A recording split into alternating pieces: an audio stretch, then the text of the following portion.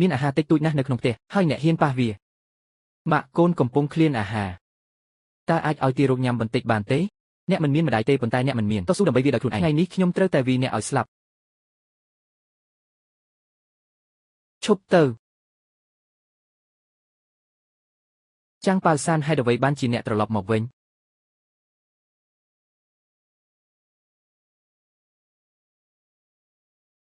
សុនជូនអ្នកពិតជាឆ្លើយណាស់ហ៊ានវាម៉ាក់ខ្ញុំម្លេះខ្ញុំនឹងប្រយុទ្ធជាមួយអ្នកទៅឋាននរកតើអ្នកសុខសប្បាយជាទេតើទីរោគរងរបួសទេទីរោគមិនអីទេ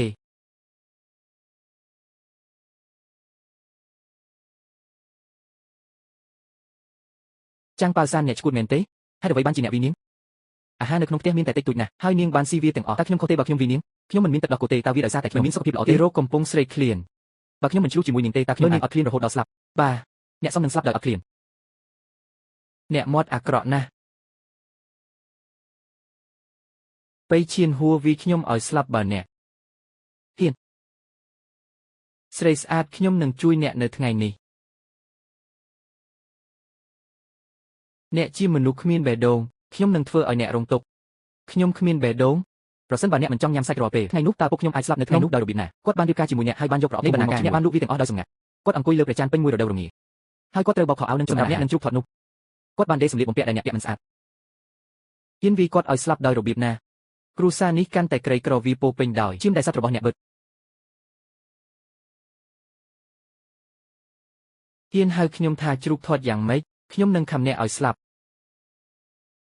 អ្នកលោភលន់ធាត់នឹងខ្ជិលកុំគិតចង់រៀបការក្នុងរឿងនេះអីជីវិតល្អខ្ញុំគិតថាអ្នកពិតជាពូកែខាងនេះណាស់ចាប់តាំងពីអ្នកនិយាយថាគ្រួសារនេះក្រីក្រដោយសារតែក្នុងចំណោមពួកយើងបន្ទាប់មកចេញពីទីនេះនៅថ្ងៃនេះចែកផ្លូវគ្រួសារឥឡូវនេះ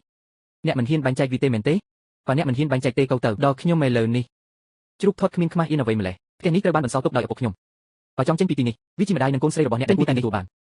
ហេតុអ្វីបានជាអ្នកស្រាប់តែរឹងរូសសម្លេះវាបានប្រែក្លាយទៅជាការសាងសង់ផ្ទះមួយសូមឲ្យខ្ញុំប្រាប់អ្នកឪពុករបស់អ្នកបានប្រកបផ្ទះនេះទៅឲ្យរួចហើយខ្ញុំតែប្រយោជន៍មកចុះបើកភ្នែកធំហើយមើលដោយខ្លួនឯងនិយាយតាមត្រង់ទៅឪពុករបស់អ្នកមិនបានធ្វើទេចុះហត្ថលេខាលើវាតតែអ្នកមិនបានឃើញមុខចុងក្រោយរបស់ឪពុកអ្នកទេមុនពេលគាត់ស្លាប់ខ្ញុំត្រូវស្នើសុំការធានាជាមួយកូនស្រីរបស់ខ្ញុំបានទាញដៃគាត់នៅចំពោះមុខឪពុករបស់អ្នកបានស្លាប់អនុញ្ញាតឲ្យគាត់ទុកស្នាមដៃពណ៌ក្រហមនេះតើអ្នកចង់ស្លាប់ទេមកចុះបើអ្នកមានសមត្ថភាពអ្នកអាចសម្រាប់ខ្ញុំនៅថ្ងៃនេះដរាបណាអ្នកត្រូវបានបាញ់ខ្ញុំនឹងមើលពីរបៀបក្មេងកំព្រាមួយគូនេះរស់នៅខ្ញុំមិនខ្លាចអ្នកប្តឹងផ្ដោតទេយ៉ាងណាក៏ដោយចេញពីទ្វារនេះទៅខ្ញុំមិនព្រមទទួលស្គាល់ទេវាទោះបីជាខ្ញុំស្លាប់ក៏ដោយថាតើវាជាតុលាការដរាបណាមានទង្វើនេះខ្ញុំប្រកាសជានឹងឈ្នះក្តីខ្មាស់អៀនខ្ញុំគ្មានខ្មាស់អៀនទេផ្ទះដែលឪពុករបស់អ្នកបានខិតខំធ្វើការសាងសង់ឥឡូវនេះជារបស់ខ្ញុំពេលដល់ពេលយើងនឹងលក់វាផ្ទះផ្លាស់ប្ដូរភូមិមួយដើម្បីបន្តការញ៉ាំអាហារនេះគ្រួសាររបស់អ្នកកំពុងរងចាំអត់ឃ្លានរហូតដល់ស្លាប់នៅតាមផ្លូវស្រីខ្ញុំសូមណែនាំអ្នកឲ្យចាក់ចេញឲ្យបានឆាប់ស្វែងរកបុរសចំណាស់ម្នាក់ដែលមានអាយុ40ឆ្នាំរៀបការម្ដងទៀតហោចណាស់អ្នកអាចលាយអាហារបានខ្ញុំនឹងមិនអនុញ្ញាតឲ្យអ្នកទៅណាឡើយចូលយើងរងចាំមើលកូនប្រសាស្រីឲ្យវិកចប់អីវ៉ាន់ទៅតោះយើងទៅ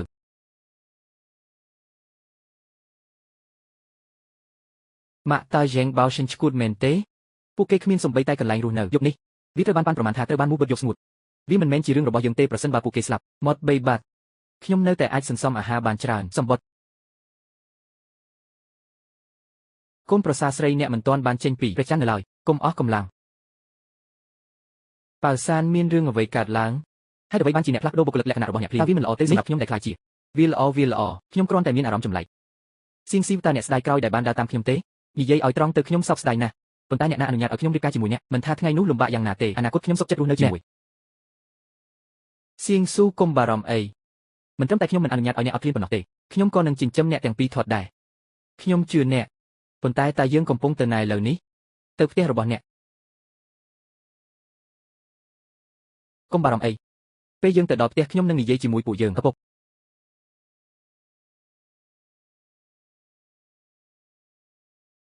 លោកក្រវ័យក្មេងតើនេះមានន័យយ៉ាងណា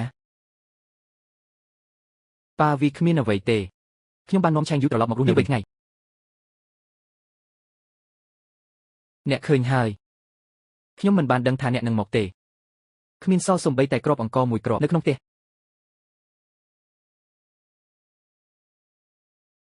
ប៉ាវីជាកំហុសរបស់ខ្ញុំទាំងអស់ខ្ញុំពិតជាមិនអាចច្របាច់ចេញមួយដល់បានទេអ្នកត្រូវគិតរកវិធីមួយក្មេងមិនអាចស្លាប់ដោយសារអត់ឃ្លានបានទេកុំបារម្ភអីកូនស្រីខ្ញុំនឹងទៅផ្ទះពូទី2របស់អ្នកជ័យអាហារប៉ាខ្ញុំនឹងចេញទៅក្រៅជាមួយប៉ា មិនមែនទាំងស្រុងទេបើអ្នកដទៃឃើញអ្នកបែបនេះពួកគេប្រកាសជាចាក់ឆ្អឹងពីរបៃហើយស្ដីបន្ទោសអ្នក Fear ខ្ញុំមិនចង់បានមុខផ្ទះនេះទេវាមិនមែនទេសារធាតុពេលវ័យក្មេងអ្នកត្រូវតែនៅដើម្បីរក្សាសេចក្តីថ្លៃថ្នូររបស់អ្នក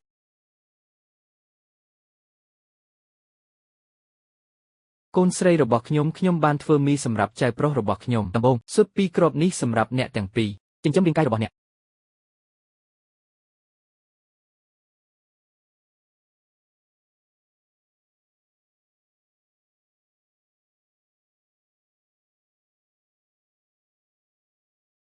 ប្រញាប់ឡើងហើយញ៉ាំ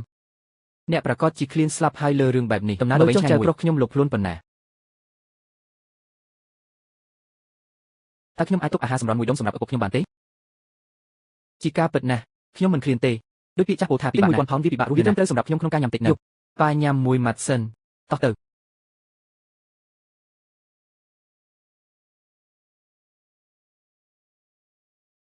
យើងជាគ្រួសារមួយគ្មានអ្នកណាម្នាក់ត្រូវបានអនុញ្ញាតឲ្យនិយាយអំពីគ្នាអត់ឃ្លានទេប៉ានិយាយតាមត្រង់ទៅប៉ាមានបែកគ្នាទាំងស្រុងពីស្ត្រីដ៏កាយសាហាវនោះនៅថ្ងៃនេះចាប់ពីពេលនេះទៅខ្ញុំនឹងសៀងស៊ីវនឹងនៅជាមួយអ្នកវាធ្លាប់ជាកំហុសរបស់ខ្ញុំទាំងអស់ប៉ុន្តែចាប់ពីថ្ងៃនេះទៅខ្ញុំនឹងក្លាយជាសស្ដំនៃគ្រួសារនេះខ្ញុំសន្យាថាទោះបីជាខ្ញុំត្រូវជីវិតខ្ញុំនឹងមិនអនុញ្ញាតឲ្យអ្នកឡើយទុកវេទនាបន្ថែមទៀតចំពោះអ្នកដទៃដែលស្ដីបន្ទោសខ្ញុំចំពោះការលួចចូលខ្ញុំមិនខ្វល់តតែសោះឲ្យតែយើងរស់នៅជីវិតល្អមនុស្សគ្រប់គ្នាត្រូវតែបិទមាត់យើងមិនអាចពឹងផ្អែកលើការអត់ឃ្លានរហូតដល់ធំមួយប៉ាប្រពន្ធឲ្យអ្នកគ្រាន់តែដាក់ចិត្តរបស់អ្នកចូលក្រពះរបស់អ្នកខ្ញុំនឹងឲ្យក្រុមគ្រួសាររបស់ខ្ញុំធំក្លិនសាច់យ៉ាងវិសេសមិនត្រឹមតែខ្ញុំចង់បានគ្រួសារទាំងមូលដើម្បីញ៉ាំសាច់ខ្ញុំក៏ចង់ប្រើដែរសត្វព្រៃបន្ថែមដើម្បីដោះដូរយកមាសមួយភ្នំ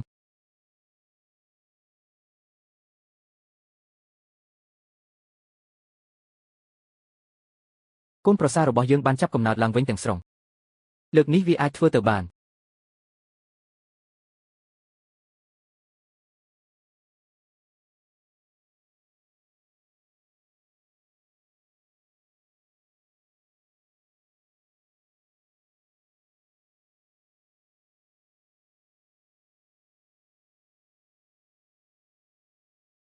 រូបកាយនេះអាចប្រយោជន៍ពេកហើយ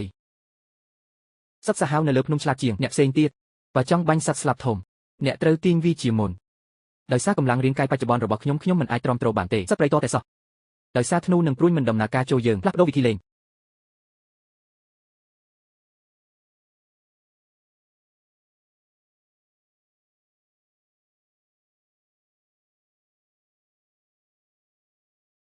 នៅក្នុងទីហោស្ថានដ៏ស្ងួតហួតហែងនេះប្រសិនបើអ្នកយកដំពេញវិញដើម្បីប្រយុទ្ធជាមួយជ្រូកព្រៃពេញវ័យដោយផ្ទាល់អ្នកប្រកាសជានឹងត្រូវកាត់ផ្ដាច់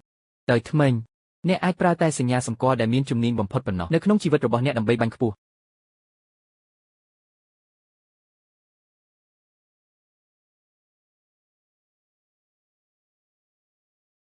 នេះពិតជាជីវៈមួយដែលព្រៃផ្សៃក្រុមជ្រូកព្រៃត្រូវតែឆ្លងកាត់ជារៀងរាល់ថ្ងៃ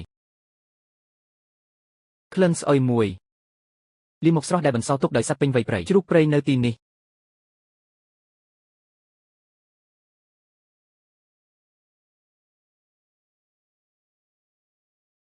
ខ្ញុំមិនអាចកាន់វាទៀតទេ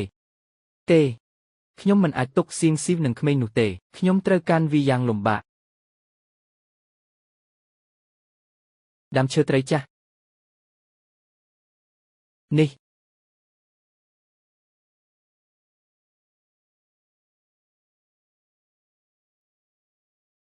វីដេអូ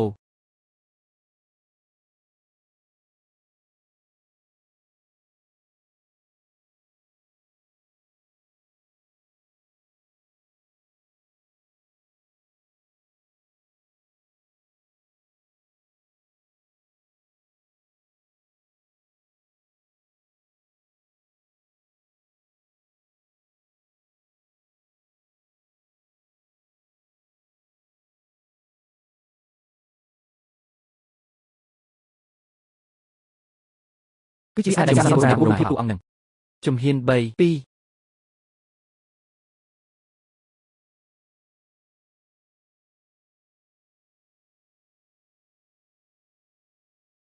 ជំហាន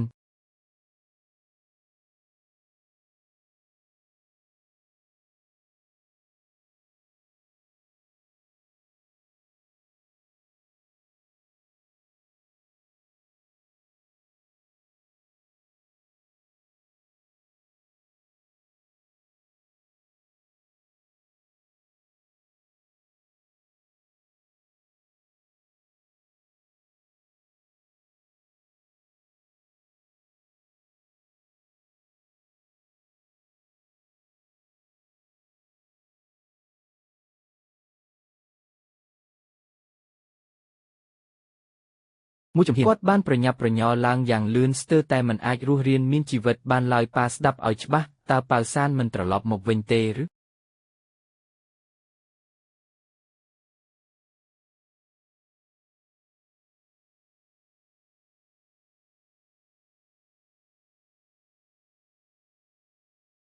អូយ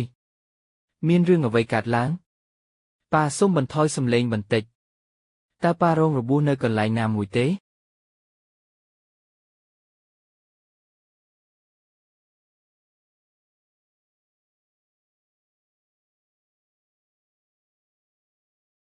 ហេតុអ្វីបានជាមានឈាមច្រើនម្ល៉េះ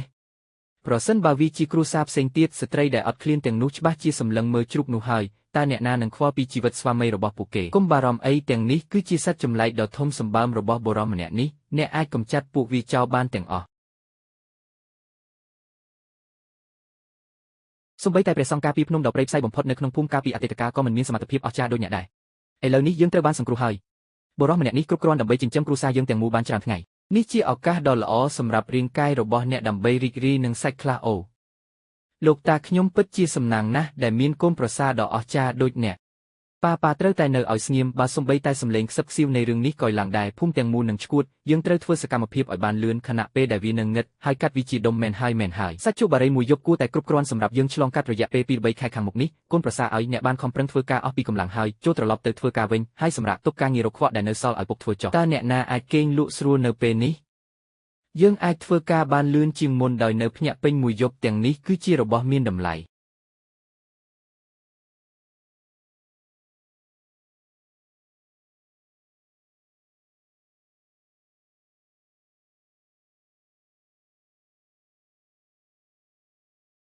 បើខ្ញុំយកវាចេញវាពិតជាគ្រប់គ្រាន់សម្រាប់ទិញអាហារសង្គ្រោះជីវិតសាច់ជ្រូកពស់ទាំងអស់ត្រូវតែជក់បារីដំបូងខ្ញុំត្រូវស្ងោរសាច់ខ្លាញ់បំផុតមួយចានធំសម្រាប់ប្រពន្ធខ្ញុំគាត់ខ្សោយខ្លាំងណាស់ឥឡូវនេះគាត់ត្រូវការអាហារបំពន់ច្រើនដើម្បីជួយគាត់ផលិតទឹកដោះមិនអីទេប៉ានឹងចម្អិនវាមួយចានធំឲ្យញ៉ាំហា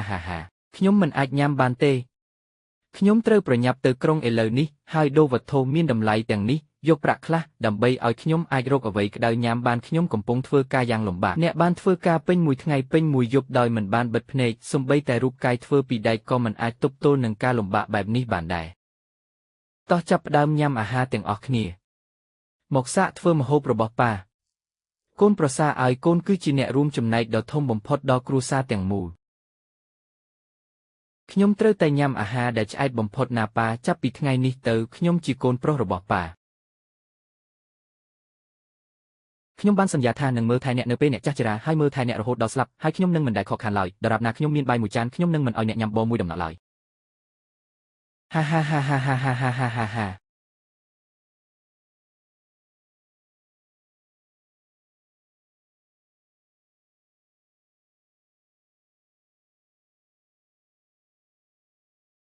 លោកតានេះជាកូនប្រសារប្រុសឥតបានការដែលអ្នកបានជួលមែនទេព្រឹកមិញប្អូនប្រុសរបស់អ្នកស្ទើរតែបានសម្លាប់មនុស្សក្នុងភូមិទាំងមូលកូនប្រសាររបស់ខ្ញុំបានរៀបការជាមួយគ្រួសារឬគ្រាន់តែមកលេងភ្លេចវាចោលទៅ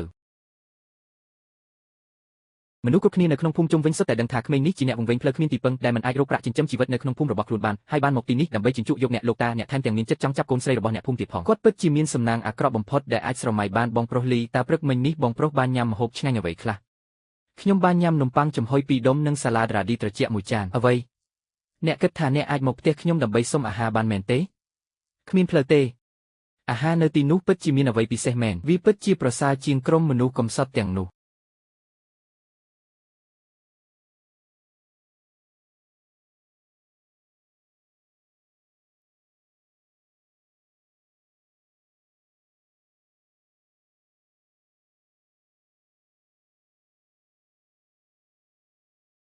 តើអ្នកចង់បានអ្វី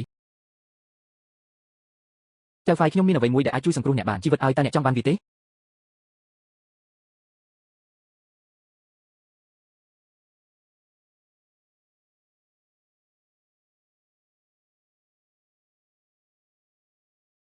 មូលហេតុដែលខ្ញុំមកទីនេះគឺដោយសារតែភរិយារបស់ចៅហ្វាយមុនទើបតែបានផ្ដល់ឲ្យកំណើតកូនហើយនាងពិតជាធ្ងន់ធ្ងរណាស់ត្រូវការទឹកដោះគោវិជ្ជាបញ្ជាដែលចេញវិជ្ជាបញ្ជាដោយលោកវិជ្ជាបណ្ឌិតឈីជីយ៉ូតម្រូវឲ្យឆ្អឹងជ្រូកព្រៃស្រស់សម្រាប់កិនម្សៅតើអ្នកចង់បានអ្វីឲ្យប្រាកដស្រាសុទ្ធ2 ដបបូករួមទាំងស្រា1 ដប ដកប្រេងផ្លែព្រូនទាំងមូលយុវជនឲ្យតើអ្នកឈួតនឹងលុយមែនទេតើអ្នកដឹងទេថាអ្នកទាំង3នេះពិបាកប៉ុណ្ណាតើទំនិញមានតម្លៃនៅក្នុងទីផ្សារទេបន្ទាប់មកភ្លេចវាកុំទៅណាយើងអាចនិយាយគ្នាបានតើឆ្អឹងជ្រូកព្រៃណៃណាឲ្យឆ្អឹងជ្រូកព្រៃមកខ្ញុំ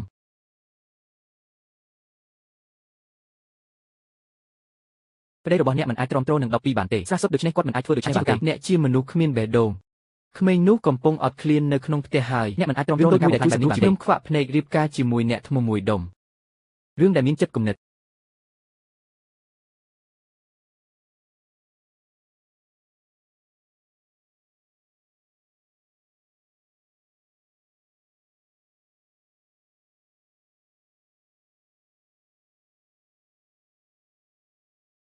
ឡៃវីមែនខាប់ថេនឡៃមែនទេវាជាខ្ញុំយុវជនឲ្យតើអ្នកចង់បានអ្វីពីខ្ញុំយុវជនឲ្យតើអ្នកចង់មានន័យយ៉ាងណាដោយរឿងនេះសំណុំគ្រាប់កាំភ្លើងស្រោបដោយស្ករ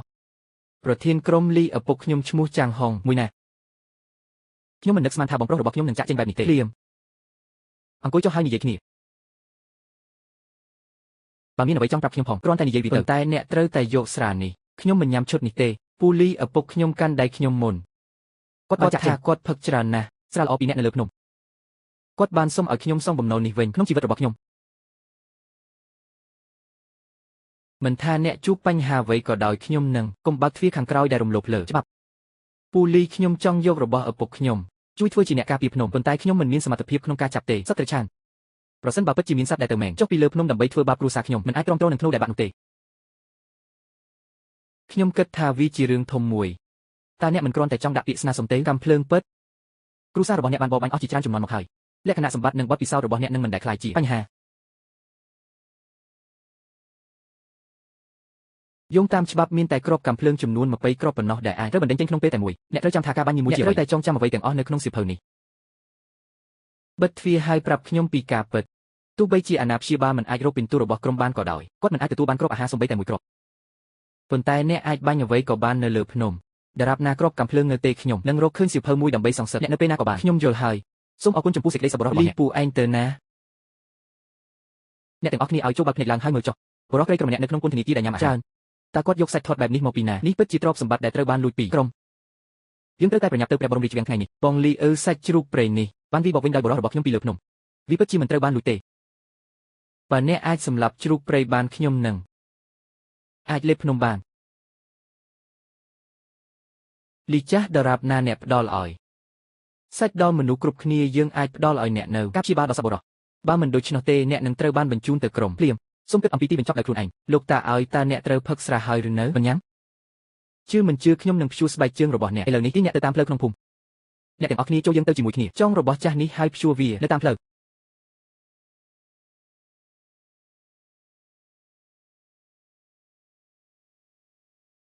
ចាំមើលអ្នកណាហ៊ានប៉ះសក់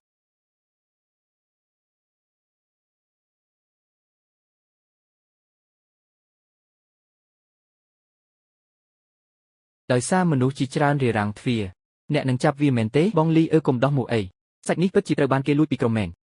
មនុស្សគ្រប់គ្នានៅក្នុងភូមិដឹងថាអ្នកជាបរិសុទ្ធខ្ជិលម្នាក់ប្រសិនបើអ្នកមានសមត្ថភាពបរបាញ់អ្នកអាចតើអ្នកត្រូវអ្នកដទៃចាក់រាល់ថ្ងៃទេដរាបណាអ្នកមានប្រាជ្ញាចូលដកចេញសាច់យកវាចេញហើយប្រគល់វាទៅអ្នកបរិសុទ្ធមែនទេអ្វីក៏ដោយនេះជាច្បាប់ខ្ញុំនឹងបំផ្លាញច្បាប់របស់ដូនតារបស់អ្នកជ្រូកព្រៃនេះត្រូវបានវាបកវិញដោយខ្ញុំបរិសុទ្ធមកពីភ្នំអ្នកណាហ៊ានប៉ះសាច់មួយដុំថ្ងៃនេះខ្ញុំនឹងបំបែកជញ្ជីងរបស់គាត់ជាមុនសិនអ្នកមានភាពក្លាហានក្នុងការសម្លាប់ខ្ញុំនឹងទៅក្រុងឥឡូវនេះដឹងអ្នកពីបទបបាញ់នៅលើភ្នំ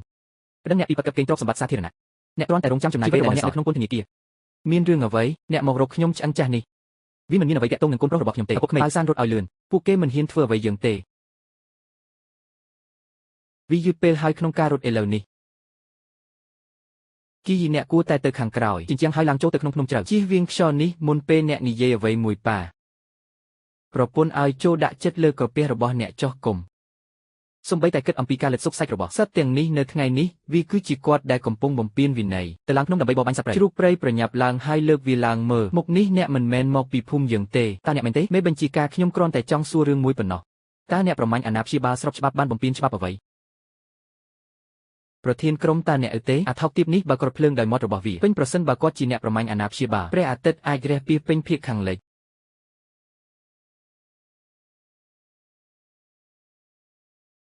អ្នកឈួត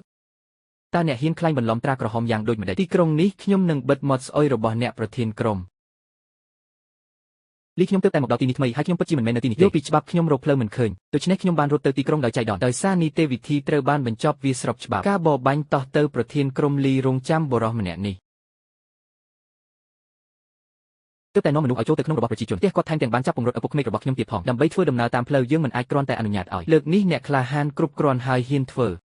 ចោលប្លន់នៅទីនេះប្រធានក្រុមខ្ញុំខ្លាចណាស់ការបាត់បង់ទ្រព្យសម្បត្តិរួមនោះហើយជាមូលហេតុដែលខ្ញុំបានធ្វើនេះកាត់វាចោលយកវាមកវិញហើយចាក់សរវាដើម្បីទទួលបានការអប់រំបើសាន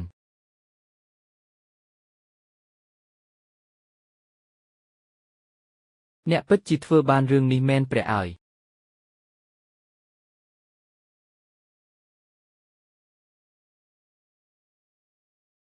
ទីក្រុងថែមទាំងបានបញ្ជូនបរិសុទ្ធពិតម្នាក់មកអ្នកបើសានទៀតផងកុំបន្ទោសខ្ញុំថាគ្មានប្រយោជន៍ខ្ញុំធ្លាប់ល្ងងរួចទៅហើយញ៉ាំសាច់ប៉ុន្តែរាងកាយខ្ញុំមិនអាចបំបើដោះកូនបានទេរាងកាយរបស់ហ្គីនឹងឆេងឈៀខ្សោយពេកខ្ញុំនឹងទៅជួបលោកវេជ្ជបណ្ឌិតជីយ៉ូនៅថ្ងៃស្អែកសរសេរវេជ្ជបញ្ជាឲ្យប៉ាខ្ញុំមិនខឹងទេគ្រាន់តែគិតថាតើយើងគួរប្រាត្រីគោលរងព្រៃទេសម្រាប់រូបមន្តព្រះបានបែកញើសពេញមួយឆ្នាំបាត់ទន្លេនៅក្នុងភូមិព្រះស្រាមតើត្រីនោះមកពីណាខ្ញុំដឹងថាមានកន្លែងមួយជ្រៅនៅក្នុងនោះភ្នំដែលពិតជាមានទឹកសម្រាប់ចុះកូនស្រីច្បាប់ឲ្យកុមារញ៉ាំម្សៅជាមុនសិនខ្ញុំនឹងយកត្រីគោលរងគ្រីស្ទធំមួយមកវិញហើយធ្វើស៊ុបឲ្យប៉ាចាក់សោទ្វារផងពេលលងឹតភ្លាមកំបាល់ទ្វារលុះត្រាតែខ្ញុំប្រាប់អ្នកតលីវិបិញមានបងប្អូនប្រុសពីរនាក់ដ៏កាយសាហាវបំផុតនៅក្នុងភូមិពួកគេទំនងជាទាញយកអត្ថប្រយោជន៍ពីងឹតដើម្បីសងសឹកនៅយប់នេះប្រសិនបើ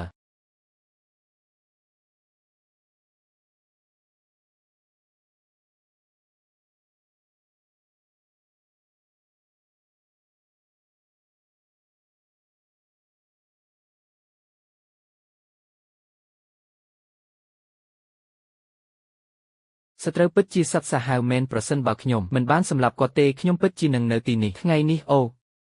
ទេមាន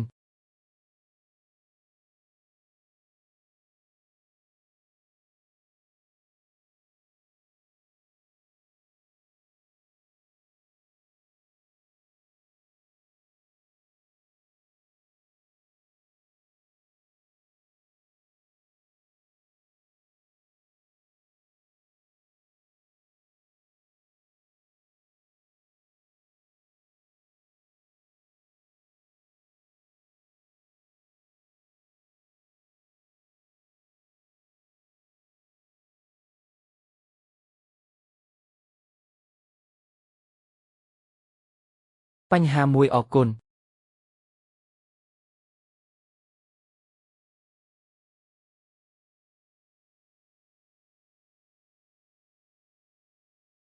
អ្នកជាព្រះនៃភ្នំសម្រាប់អាហារ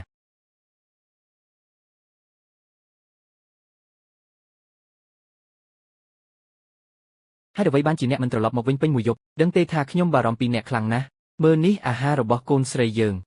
ចាប់បានហើយអូព្រះជាម្ចាស់ឲ្យអ្នកពិតជារកត្រីបានមែននៅក្នុងគ្រោះរងស្ងួតអ្នកបានផ្លុំខ្យល់ចូលទីធ្លាពេញមួយយប់កុំធ្វើបែបនោះម្ដងទៀតអ្នកត្រូវតែគេងលក់ស្រួលប៉ុន្តែកុំបារម្ភអីព្រះនៃភ្នំអាណិតយើងណាស់គ្រួសារខ្ញុំនឹងសុខសប្បាយជាទេសូមអរគុណព្រះជាម្ចាស់នៃភ្នំតើអ្នកកំពុងនិយាយអំពីអ្វីអ្នកជាប្រពន្ធខ្ញុំនេះជាកូនស្រីរបស់យើងធម្មជាតិសម្រាប់ខ្ញុំក្នុងការចិញ្ចឹមអ្នកចាប់ពីពេលនេះទៅខ្ញុំនឹងមិនអនុញ្ញាតឲ្យអ្នកទាំងពីរអត់ឃ្លានឡើយម្ដងទៀតលោកម្ចាស់វ័យក្មេងលើកនេះជីវិតរបស់គ្រួសារទាំងអស់នេះអរគុណអ្នកទាំងអស់គ្នាត្រូវឲ្យប៉ាអ្នកជាបរិសុទ្ធចំណាស់ម្នាក់ហើយអ្វីបានជាអ្នកយំនៅតែមានឆ្នាំងក្តៅមួយនៅក្នុងឆ្នាំងខ្ញុំនឹងយកវាមកឲ្យអ្នកញ៉ាំត្រីខ្លះទទួលបានស៊ុប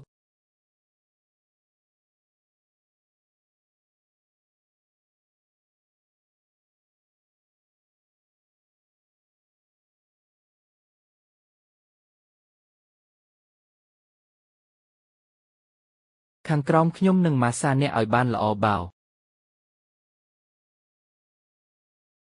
សានខ្ញុំត្រូវការនិយាយជាមួយអ្នកហេតុអ្វីតើយើងមិនត្រឡប់ទៅវិញទេយ៉ាងណាក៏ដោយស៊ុនជូនក៏ជាម្ដាយចុងរបស់អ្នកដែរឈ្មោះប្រសិនបើយើងមិនផ្ដល់ប្រាក់សោធននិវត្តន៍ដល់នាងអ្នកភូមិនឹងវីយើងឆ្អឹងតិចអ្នកជាប្រភេទនំប៉័ងតុនខ្ញុំត្រូវបានគេធ្វើបាបខ្ញុំកំពុងប្រាប់អ្នកថាយើងមិនមែនទេត្រឡប់ទៅវិញមនុស្សអាចធ្វើអ្វីដែលពួកគេចង់បានមានតែមនុស្សចាស់ម្នាក់គត់នៅក្នុងគ្រួសាររបស់យើងឪពុករបស់យើងខ្ញុំមើលថែគាត់ចាស់ប្រាក់សោធននិវត្តន៍របស់បុរសយើងទាំង3នាក់គ្រាន់តែរស់នៅទីនេះឪពុកក្មេកហេតុអ្វីបានជាអ្នកមកទ្វារភ្លាមមានរឿងអ្វីកំដៅអាប់ដែលបាក់បែកនេះមិនសមនឹងដើរជន់ទេលើអ្នកហេហេតុអ្វីបានជាអ្នកមកទីនេះហឹម ចេះអភ្នែកស្ដែលមិនសូវស្គាល់សោះគ្មានអ្វីចម្លែកទេដែលមនុស្សនិយាយថាបន្ទាប់ពីអ្នករៀបការហើយអ្នកភ្លេចម្ដាយរបស់អ្នកស្ងាត់ទៅតើអ្នកនៅក្នុងគ្រួសារណាមិនអីទេខ្ញុំនឹងមិននិយាយជាមួយអ្នកអំពីរឿងទាំងនេះទេដែលគ្មានប្រយោជន៍មិនថាមានរឿងអ្វីក៏ដោយខ្ញុំជាម្ដាយរបស់អ្នកតាមឈ្មោះកាលពី2ឆ្នាំមុនខ្ញុំបានចិញ្ចឹមអ្នកហើយខ្ញុំមិនបានបណ្ដេញអ្នកចេញបន្ទាប់ពីឪពុករបស់អ្នកស្លាប់ទេឥឡូវនេះអ្នកមានហើយអ្នកញ៉ាំសាច់អ្នកត្រូវតែចែករំលែកពេលមួយជាមួយខ្ញុំយ៉ាងណាក៏ដោយទោះបីជាឪពុកខ្ញុំមិននៅក្នុងវាំងក៏ដោយធ្វើដើម្បីអនុវត្តចិញ្ចឹមខ្ញុំនោះគឺសម្រាប់ជាប្រយោជន៍ដល់ឪពុកខ្ញុំពេលឪពុកខ្ញុំខឹងភ្លាមខ្ញុំក៏ធ្វើបែបនោះអ្នកមើលមកខ្ញុំហើយយើងបែកគ្នារួចហើយចាប់ពីពេលនោះមកយើងនឹងដើរផ្លូវរៀងខ្លួនអ្នកមិនមានសិទ្ធិមកទីនេះទេអង្វរតើអ្នកហៅអ្នកណាថាជាអ្នកសុំទានមានអ្វីកើតឡើងមិនអីទេស្ងប់ចិត្តទៅអ្នកត្រូវតែហត់នឿយហើយចូលទៅខាងក្នុងហើយផឹកភេសជ្ជៈក្តៅអង្គុយចុះហើយសម្រាប់ខ្ញុំហ៊ានឲ្យអ្នកប៉ះឪពុករបស់ខ្ញុំម្ដងទៀតខ្ញុំថែមទាំងមានដៃស្ដាំទៀតផងចូលយើងទាំងអស់គ្នាមានយុត្តិធម៌ចុះភ្នែកស្នេះបានបង្កើតភាពញញែមួយផ្ទះហើយបានបោះចោលអាហារទាំងអស់នៅក្នុងផ្ទះនោះដូច្នេះខ្ញុំនិងកូនរបស់ខ្ញុំមិនអាចញ៉ាំបានផងខ្ញុំមកនេះដើម្បីសុំអាហារឥឡូវនេះមនុស្សគ្រប់គ្នានិយាយថាវាច្រើនពេកហើយតើលោកយ៉ាងបោសិនអាចធ្វើរឿងបែបនេះដោយរបៀបណាចាងប៉ៅសានខ្ញុំជាម្ដាយចុងរបស់អ្នកខ្ញុំមិនខ្វល់ពីរបស់ដែលខ្ញុំបានយកមកទេមុនពេលខ្ញុំមើលថាអ្នកបុកជ្រូកព្រៃខ្ញុំមិនចង់បានច្រើនទេគ្រាន់តែឲ្យខ្ញុំពាក់កណ្ដាលអ្នកមិនអាចធ្វើបែបនោះបានទេមានមនុស្សច្រើនណាស់កំពុងមើលចាប់ពីពេលនេះទៅខ្ញុំនឹងមិនបរិភោគសាច់ទេគាត់ខ្លះឲ្យគាត់ទៅអ្នកសំហេតុផលណាស់អ្នកនិយាយថាខ្ញុំបានរឹបអូសផ្ទះនោះមែនទេល្អបន្ទាប់មកប្រាប់ខ្ញុំនៅចំពោះមុខមនុស្សគ្រប់គ្នាថាតើខ្ញុំបានយកពីអ្នកទេច្រើនណាស់ភួយថ្មីមួយដែលមានទម្ងន់ជាមួយសណ្ដែកដីថ្លៃ1គីឡូក្រាមកន្លះធំប្រេងសម្រាប់ចានប៉ូស្លែនថ្មីមួយឈុតបូករួមទាំងប្រេងផ្លែព្រូន2ដបនិងមួយចំនួនដបទឹកស៊ីអ៊ីវរបស់ថ្លៃទាំងនេះមិនអាចប្រៀបធៀបទៅនឹងជ្រូកព្រៃដែលស៊ីពាក់កណ្ដាលរបស់អ្នកមិនអាចញ៉ាំវាបានទេអ្នកមិនអាចញ៉ាំវាបានទេមានលុយទិញរបស់ថ្លៃច្រើនណាស់នៅក្នុងទីក្រុងត្រូវហើយត្រជាក់ណាស់តើនាងអាចរកអ្វីថ្មីបាននៅណាភួយក៏បាសគាត់មិនចង់សក់ផងមើលទៅ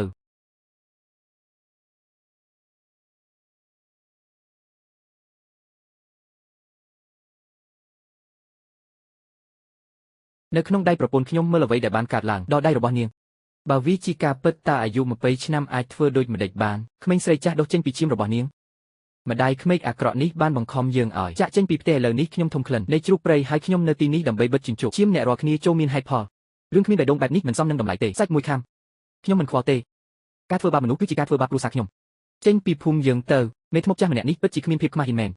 ចេញទៅខ្ញុំពិតជាធុញទ្រាន់នឹងការរស់នៅបែបនេះណាស់ប៉ារបស់ស្ត្រីដ៏កាចសាហាវដូចអាហារនិងទឹករបស់វាប្រសិនបើនាងហ៊ានដើម្បីមកទីនេះម្ដងទៀតនាពេលអនាគតបារម្ភពីវាទៅខ្ញុំនឹងទាត់នាងចេញប៉ៅសានដូច្នេះអ្នកដឹងទាំងអស់អំពីការត្អូញត្អែររបស់ខ្ញុំធ្លាប់ខ្វាក់ភ្នែកកាលពីមុនមនុស្សល្ងងម្នាក់ប៉ុន្តែចាប់ពីពេលនេះទៅខ្ញុំនឹងកុំឲ្យអ្នករងទុក្ខសូម្បីតែមួយថ្ងៃឡើយប្រសិនបើខ្ញុំមិនព្យាបាលរបួសអាក្រក់នេះទេរបស់សៀងស៊ីវដៃនឹងពិការទាំងស្រុងតើខ្ញុំគួរធ្វើអ្វីធ្វើត្រូវហើយប្រេងខ្ចប់នៅក្នុងភ្នំជ្រៅគឺថ្នាំដ៏ល្អបំផុតដើម្បីព្យាបាលរបួសអាក្រក់នេះសម្រាប់ប្រេងចប់ពីរបីអោនអ្នកមិនចង់បានជីវិតរបស់អ្នកទេចប់ប្រេងនៅក្នុងភ្នំជ្រៅគឺនេះនឹងបង្កហេតុខ្ញុំសន្យាថាខ្ញុំនឹងត្រឡប់មកវិញដោយសុវត្ថិភាពនិងសម្លេងល្អលើកចុងក្រោយដែលខ្ញុំបានជួបខ្លាឃ្មុំខ្មាស់ខ្ញុំមិនស្លាប់ទេខ្ញុំមិនអាចត្រឡប់ទៅវិញដោយទេបានទេលើកនេះខ្ញុំបានដើរពេញមួយយប់ហើយខ្ញុំក៏មិនមានរោមចក់ដែរខ្ញុំអាចប្រយុទ្ធបានតែប៉ុណ្្នឹងទេ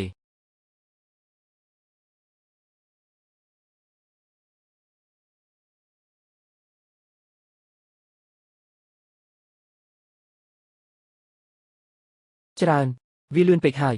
គ្មានពេលខាត់បងទេ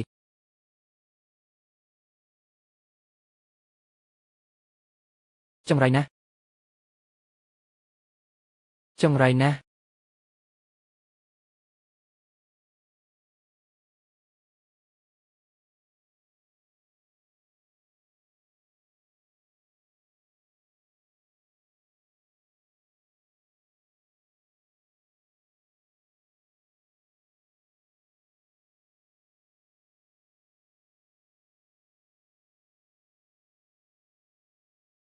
ចង្រៃណាស់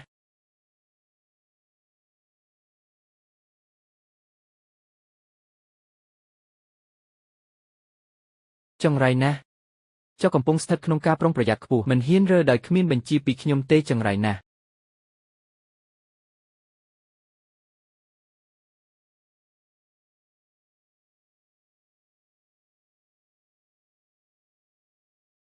ចើបមួយក្បាលស្រែកចេញពីបំពង់របស់ខ្ញុំស្ទើរតែបាត់បង់ជីវិតខ្ញុំមិនដឹងថាមានអ្វីកើតឡើងទេអ្នកកំពុងនិយាយអំពី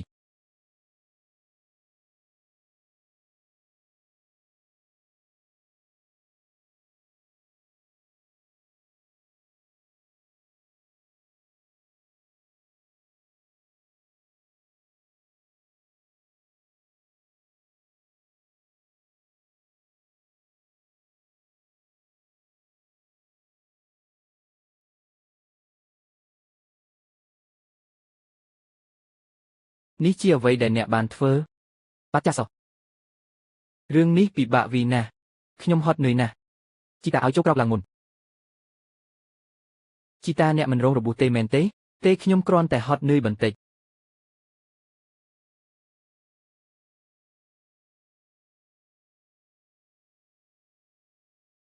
សម្លាញ់ឲ្យដៃរបស់អ្នកទីបំផុតបានរួចជីវិតហើយតែកូនប្រសារខ្ញុំត្រូវតែនឹងទន់ភ្លន់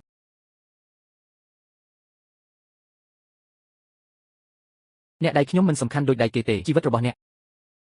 ប្រពន្ធនិងកូនខ្ញុំសំខាន់ជាងជីវិតរបស់ខ្ញុំ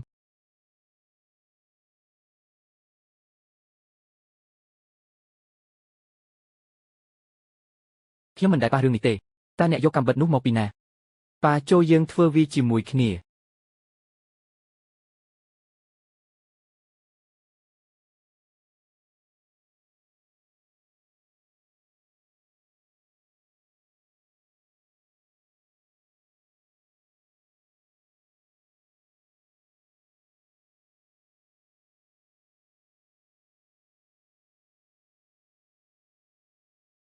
ខ្ញុំនឹងជួបវាជារៀងរាល់ថ្ងៃចាប់ពីពេលនេះទៅវានឹងប្រសើរឡើងយឺត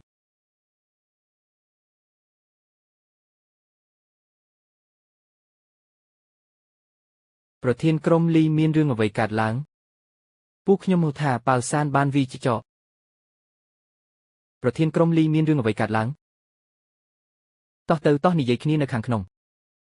មានគោមួយហ្វូងធំត្រូវបានក្រុងទប់ភូមិរបស់យើងដើម្បីទប់ស្កាត់សត្វព្រៃខ្ញុំបានធ្វើរួចហើយបាននាំមនុស្សទៅស្វែងរកកំរាបនៅខាងក្នុងវាមានសុវត្ថិភាពទាំងស្រុងក្នុងការបញ្ជាក់នោះហើយជាមូលហេតុដែលខ្ញុំហ៊ានធ្វើចំណាកចូលទៅក្នុងភូមិតើអ្នកណាដឹងថាចកមួយក្បាលនឹងលេចចេញមកឥឡូវនេះគ្មានកន្លែងណាទេខ្ញុំពីការពិតតើចកនេះមកពីណាតើវាមានចម្ងាយប៉ុន្មានពីភូមិយើងកុំនិយាយពីហ្វូងចកអីប្រសិនបើវាលេចធ្លីរាល់ពេលដែលខ្ញុំចូលទៅក្នុងភ្នំសៀងស៊ីវនឹងព្រួយបារម្ភជារៀងរាល់ថ្ងៃប្រាប់ខ្ញុំពីការពិតប្រធានក្រុមលីខ្ញុំជាអ្នកយាមហើយខ្ញុំជាអ្នកប្រមាញ់ទេនឹងវិធីបបាញ់គឺធនធានរស់នៅរបស់យើងតើយើងអាចយកវាចេញដោយរបៀបណាខ្ញុំមិនចង់យកចានអាហាររបស់អ្នកទេខ្ញុំគ្រាន់តែចង់យកមនុស្សទៅសម្លាប់សត្វទាំងអស់នោះនេះជាភារកិច្ចដែលខេត្តបានប្រគល់ឲ្យប្រសិនបើគោត្រូវបានស៊ីវានឹងប៉ះពាល់ដល់ការសាងសង់ជាបទឧក្រិដ្ឋដ៏ធំមួយហេតុអ្វីបានជាអ្នកល្ងងខ្លៅម្ល៉េះមិនអីទេប្រធានក្រុមលីខ្ញុំមិនអាចពន្យល់វាបានទេអ្នកគួរតែត្រឡប់ទៅរកនរណាម្នាក់វិញខ្ញុំនឹងនាំអ្នកឡើងភ្នំដោយខ្លួនឯងយោពមរងចាំមើល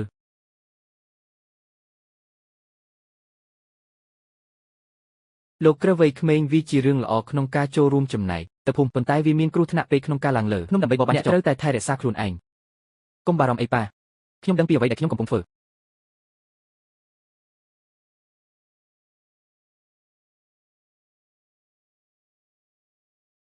តោះទៅ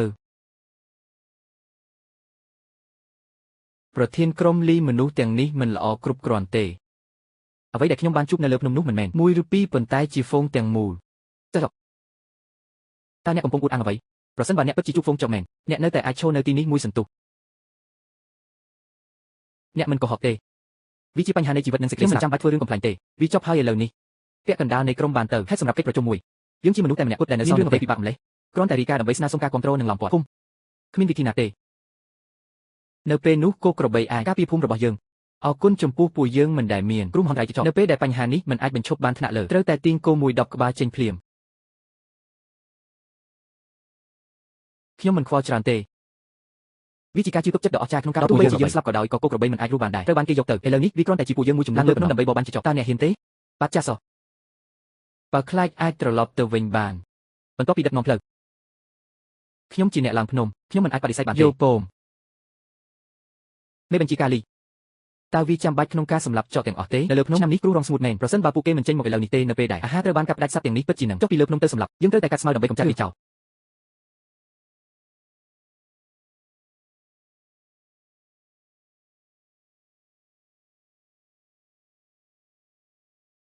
ស្ដេចចកចាស់ត្រូវបានយកទៅដោយខ្ញុំបន្ទាប់ពីងឹតចកដែលនៅសល់នឹងពិតជាជ្រើសរើសចកថ្មីមួយយើងនឹងនៅទីនេះហើយរងចាំពួកគេយកនុយតើយើងលាក់ខ្លួនដោយរបៀបណា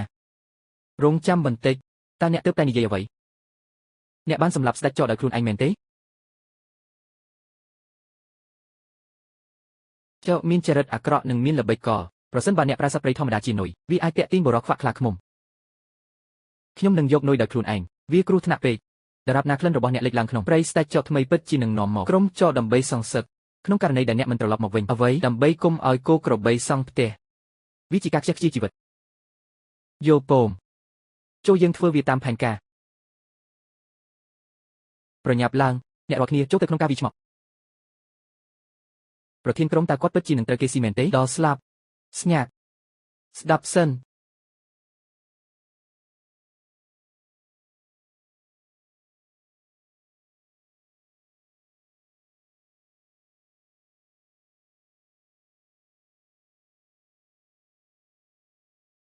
ពួកគេទាំងអស់គ្នានៅទីនេះ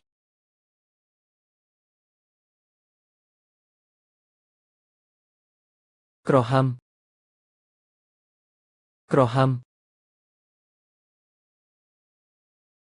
ភ្លើង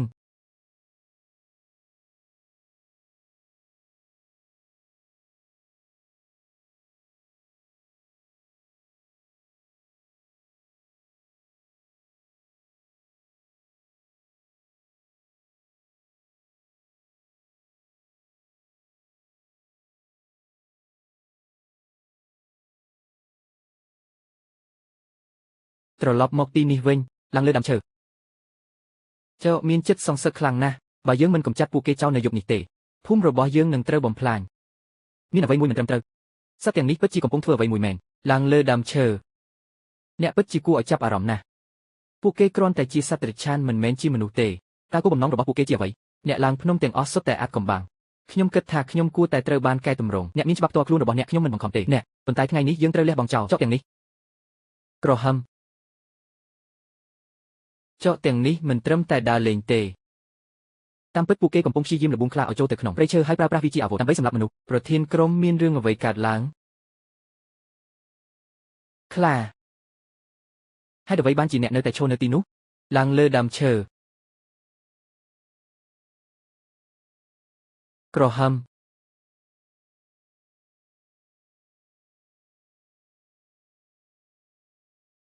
ក្រហម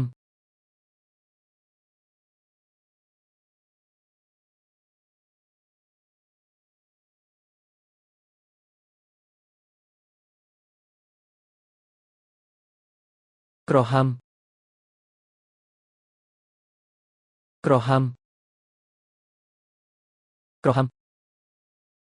យើងត្រូវវិនិច្ឆ័យហើយប៉ៅសានតើយើងធ្វើអ្វីឥឡូវនេះចុះពីលើភ្នំឥឡូវនេះហើយជូនដំណឹងមនុស្សគ្រប់គ្នានៅក្នុងភូមិតើអ្នកកំពុងទៅណាខ្ញុំចង់ឃើញមនុស្សទូស្លាប់រស់ក៏ដោយខ្ញុំនឹងទៅយកពួកគេមកវិញ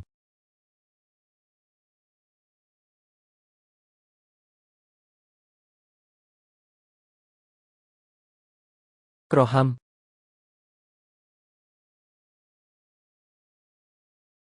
លេងខ្ញុំទៅពងវែងទៅគ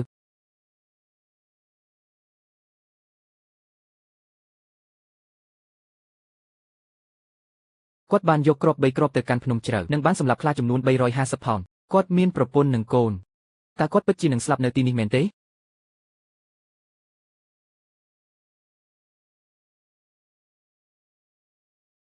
ឡៃឌីនអ្នកហ៊ានស្លាប់ថ្ងៃនេះខ្ញុំប្រថុយជីវិតហើយ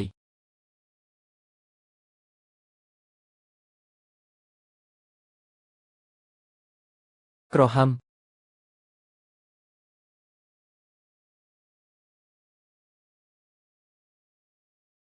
ប៉ៅសានតើអ្នកពិតជាមិនខ្លាចការខ្លាចជាមែនទេបានញ៉ាំហើយណាខ្ញុំជាបរិសនៃភ្នំ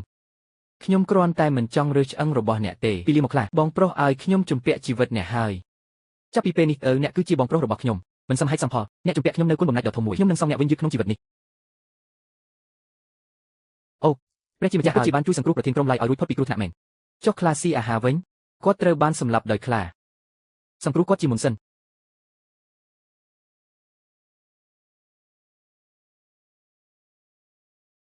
វាមិនអីទេគាត់មិនបានរងរបួសអ្វីតតែសោះយើងនឹងនិយាយអំពីវានៅថ្ងៃស្អែកត្រឹមត្រូវហើយល្អណាស់ដែលបានត្រឡប់មកវិញផឹកទឹកក្តៅណាស់ជាមុនសិនមានអង្ករនៅក្នុងឆ្នាំង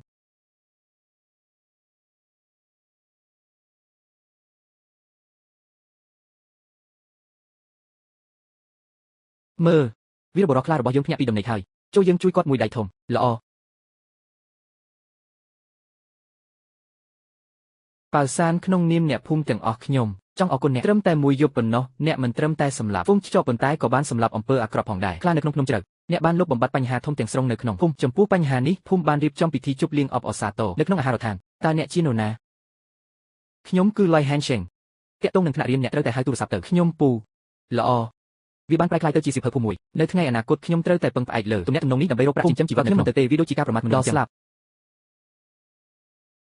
វាជាការប្រសើរក្នុងការចំអិនសាច់ខ្លះនៅផ្ទះដើម្បីធ្វើឲ្យវាកាន់តែមានផាសុកភាពប៉ុន្តែជាមួយនឹងអាហារនេះកេរ្តិ៍ឈ្មោះរបស់ខ្ញុំគឺល្អឥតខ្ចោះខូចខាតខ្មោចនិងព្រះពស់ទាំងអស់បានទទួលស្គាល់ខ្ញុំ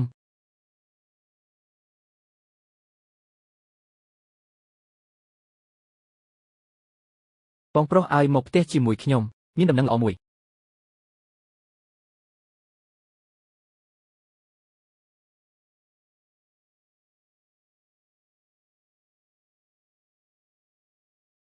អ្នកតើអ្នកបានលេបក្របាក់ហ្វុងចុះហើយឬនៅតើអ្នកអាចល្ងងខ្លៅបានដោយរបៀបណាក្បាលធំបានស្លាប់ទៅហើយនៅសល់តែជើងប៉ុន្មានប៉ុណ្ណោះនៅក្នុងនោះឆ្នាំងជាងនេះទៅទៀតមិនត្រឹមតែទីក្រុងនេះទេស៊ើបអង្កេតហ្វុងចោះពួកគេថែមទាំងយល់ព្រមទៀតផងសាងសង់ជំរកគោនៅក្នុងភូមិរបស់យើងកូនប្រសាស្រីឲ្យយករបស់ល្អមកឲ្យគេមើលវ៉ាងសាននេះជាភរិយារបស់ខ្ញុំលៀងគុយហ៊ូខ្ញុំមិនខ្វល់ពីអ្នកសង្គ្រោះជីវិតទេខ្ញុំគ្រាន់តែដឹងថាអ្នកបានលះបង់វាចោលម្សៅពណ៌ចុងក្រោយតើយើងនឹងផឹកខ្យល់ពីទីពីរយកទេតើយើងមិនមានដំបងពីរបីផនទេមាននៅផ្ទះខ្ញុំនឹងទៅយកអ្វីមួយមកជំនួសពណ៌ម្សៅទេខ្ញុំនឹងមិនបរិភោគមីដំបងទេតើអ្នកឈួតមែនទេបើខ្ញុំមិនបានជួបនាងទេអ្នកក៏មិនដែរអាចញ៉ាំមីមួយដុំបានអ្នកនឹងក្លាយជាស្ត្រីមេម៉ាយមិនអីទេខ្ញុំមិនខ្វល់ពីផ្ទះដែលបាក់បែកនេះទេ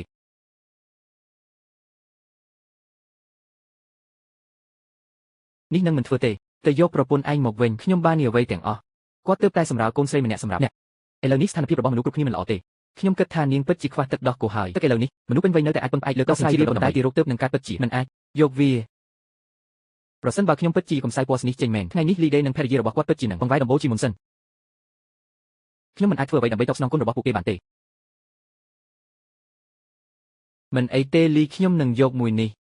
ប៉ុន្តែអ្នកត្រូវតែមកផ្ទះជាមួយខ្ញុំ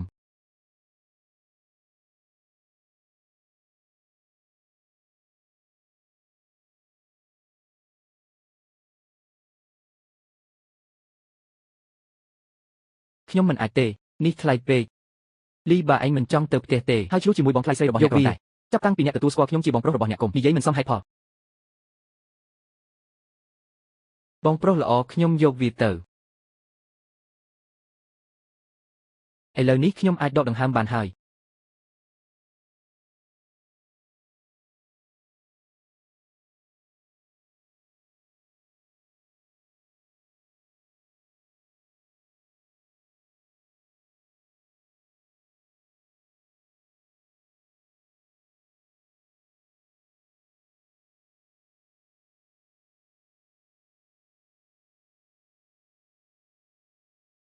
អូ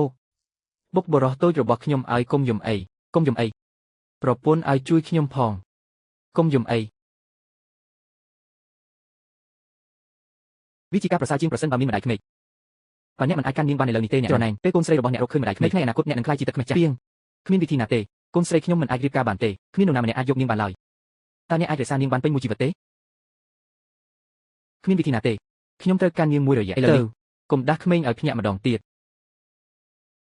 យកព្រមតោះញ៉ាំ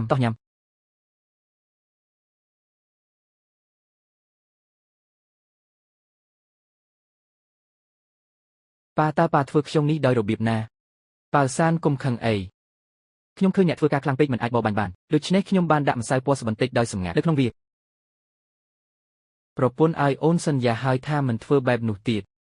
ប្រយ័ត្ននៅចំពោះមុខខ្ញុំនាពេលអនាគតខ្ញុំចាំងប៉ាសាននឹងមិនដែលក្លាយជាមនុស្សអាក្រក់ឡើយម្ដងទៀតនៅពេលអនាគតអ្វីគឺអាស្រ័យលើអ្នក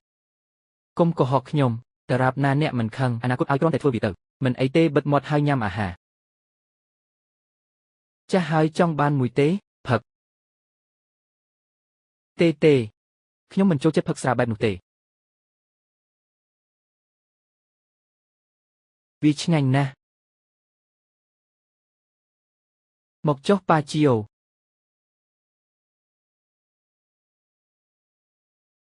ស្រាល្អប៉ៅសានអរគុណខ្ញុំទើបតែនិយាយអំពីស្រារបស់ឪពុកខ្ញុំដោយចៃដន្យនៅពេលដែលខ្ញុំមិនបានរំពឹងថាអ្នកនឹងចងចាំវាទេបេះដូងរបស់អ្នកនៅតែបន្តមានសុជីវធម៌បែបនេះខ្ញុំពិតជាលើកក្រោយគិតថ្លៃស្រាឲ្យឪពុកអញទៅ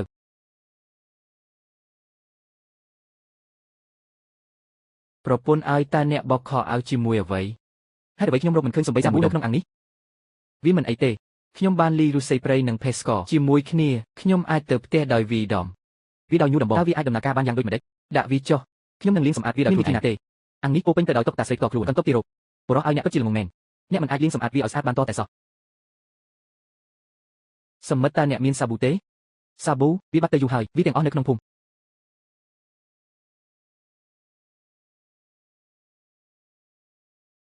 អូបងប្រុសធំមកដល់ហើយចូលមកខ្ញុំសុំទោសចំពោះអ្វីដែលខ្ញុំបានធ្វើនៅអតីតកាលកុំយកវាមកពិចារណាអីប៉ៅសានកុំច្រឡំអីចាំងខ្លាញ់ជ្រូកដ៏មានតម្លៃដែលអ្នកបានផ្ញើមកខ្ញុំបានធ្វើឲ្យភ្នែករបស់មនុស្សជាច្រើនភាគក្រោយយ៉ាងខ្លាំងឥឡូវនេះនាងស្ងប់ស្ងាត់ក្នុងចិត្តហើយជឿជាក់ថាអ្នកពិតជានឹងអាចធ្វើបានទទួលបានរបស់ល្អជាច្រើនទៀតពីភ្នំពេលឥឡូវនេះនាងក៏សរសើរអ្នកមិនអាចចាញ់បានទេបងប្រុសឌឺតាមពិតទៅខ្ញុំមកទីនេះថ្ងៃនេះដើម្បីខ្ចីសាប៊ូមួយដុំពីអ្នកខ្ញុំមានសម្ភារៈទាំងអស់នៅក្នុងភូមិដរាបណាអ្នកបើកហាងប៉ៅសានខ្ញុំនឹងក្លាយជាមនុស្សដំបូងគេដឹកជញ្ជូនទំនិញទៅអ្នកខ្ញុំយល់ហើយ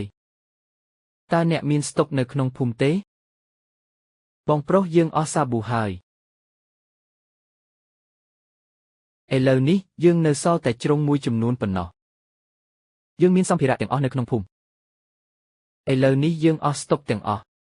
មានទី2នៅក្បែរនោះមានចរិតមិនល្អមកនៅទីបញ្ចប់នាងត្រូវតែដកចេញពិន្ទុអន្ទានរបស់នាងដូច្នេះនាងត្រូវតែផ្លាស់ប្ដូរសម្រាប់សាប៊ូមួយដុំតើអ្នកខ្លាចអ្វីយកពិន្ទុអន្ទានរបស់ខ្ញុំឈប់វាអ្នកបានជាសះស្បើយនៅផ្ទះរយៈពេល1ខណៈពេលគ្មានសំបីតែស្រមោលរបស់ពិន្ទុអន្ទានរបស់អ្នកស្អាតជាងរបស់អ្នករួចទៅហើយបងលីបងថ្លៃស្រីខ្ញុំនឹងត្រឡប់ទៅវិញដំបងតើអ្នកកំពុងធ្វើអ្វី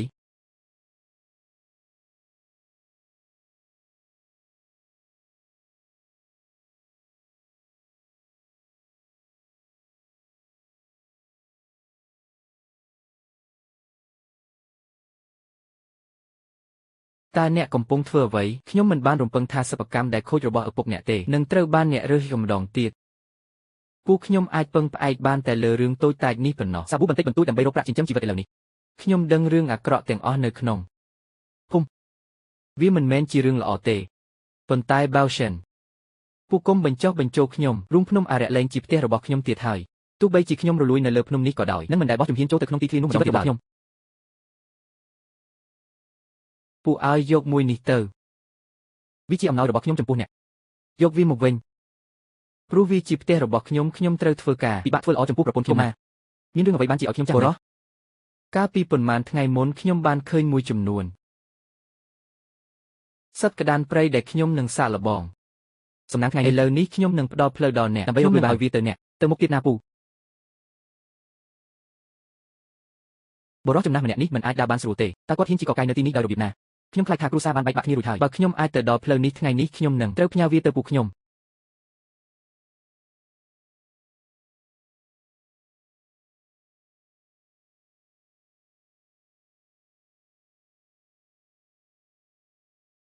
ទីតាំងនេះអាក្រក់ពេកវាចប់ហើយជាមួយនឹងការបាញ់តែមួយដងធ្នូនឹងព្រួយមិនអាចប្រើបានព្រៃក្រាស់នេះ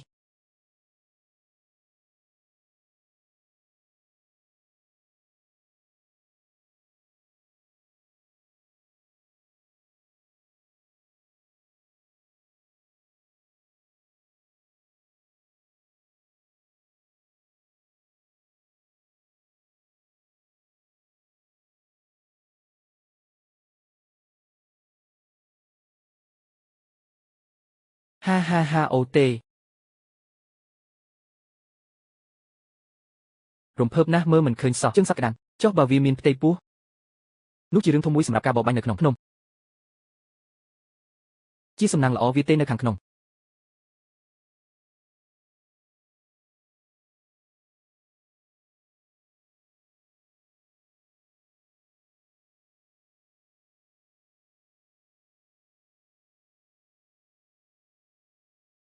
ខ្ញុំចង់បង្ហាញជំនាញបាញ់ធ្នូរបស់ខ្ញុំ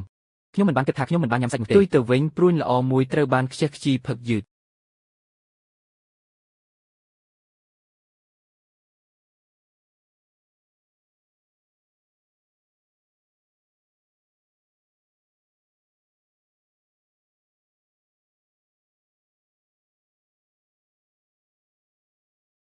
គុំរអ៊ូតមប្រពន្ធរបស់អ្នកហេតុអ្វីអ្នកមិនសួរប្តីរបស់អ្នកថាតើគាត់ចាប់បានអ្វីនៅថ្ងៃនេះទេ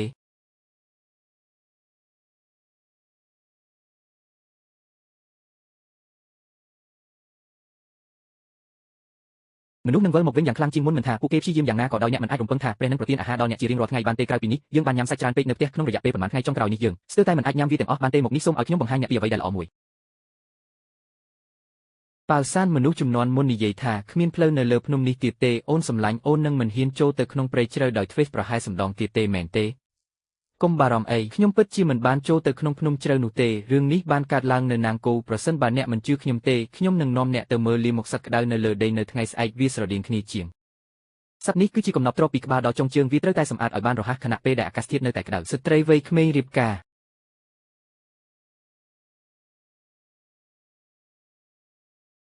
ខ្ញុំមិនដែលហ៊ានស្រមៃចង់រស់នៅជីវិតដ៏ស្រស់បំព្រងបែបនេះទេការមិនសប្បាយចិត្តទាំងអស់នោះកាលពីអតីតកាលហាក់ដូចជាត្រូវបានលាងសម្អាតចេញទាំងស្រុងដោយក្លិនក្រអូបនៃសាច់នៅចំពោះមុខខ្ញុំកុំបារម្ភអីខ្ញុំធានាថាអ្វីនឹងកាន់តែប្រសើរឡើងចាប់ពីពេលនេះទៅផ្ដាច់មុខសម្រាប់រឿងភាគទូរទស្សន៍យោ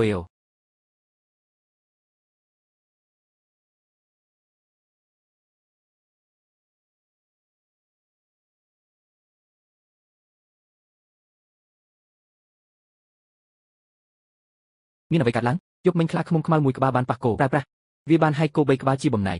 វាក៏បានសម្លាប់បុរសទាំង3នាក់ដែលត្រូវបានកំពុងអានក្រដាស់មាននរណាម្នាក់បានឃើញសត្វតោរត់ចូលទៅក្នុងភ្នំនឹងព្រឹកព្រលឹម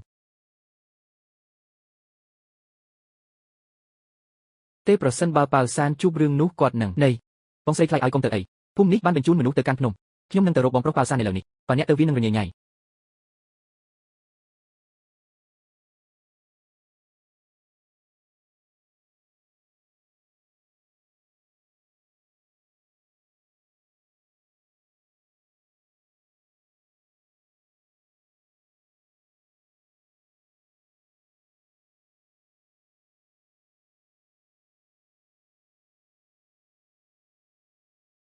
អូទេវាចិត្តដល់ហើយបើខ្ញុំមិនអាចបាញ់វាចំក្បាលបានទេខ្លាឃ្មុំអាចបំបែកក្បាលខ្ញុំដោយទេកំភ្លៀង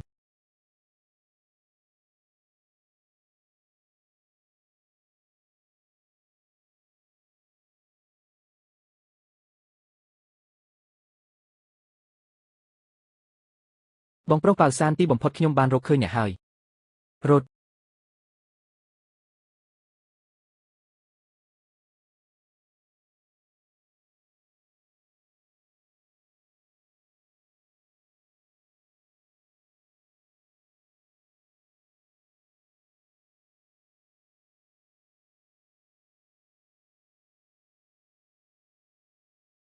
មានរឿងអ្វីកើតឡើងមានអ្វីកើតឡើងតើប៉ាល់សានស្ថិតនៅឯណាខ្លាឃ្មុំវាជាខ្លាឃ្មុំបាញ់ខ្លាឃ្មុំខ្មៅនៅលើភ្នំអ្នកទាំងអស់គ្នាតម្រង់ទៅវាភ្លើង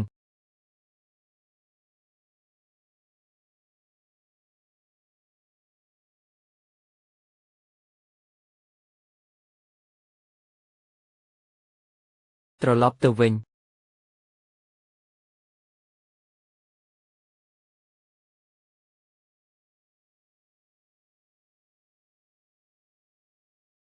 តាំងពីដឹងថាមានរឿងបែបនេះមកនៅលើភ្នំហេតុអ្វីបានជាអ្នកមិនប្រាប់ខ្ញុំមុន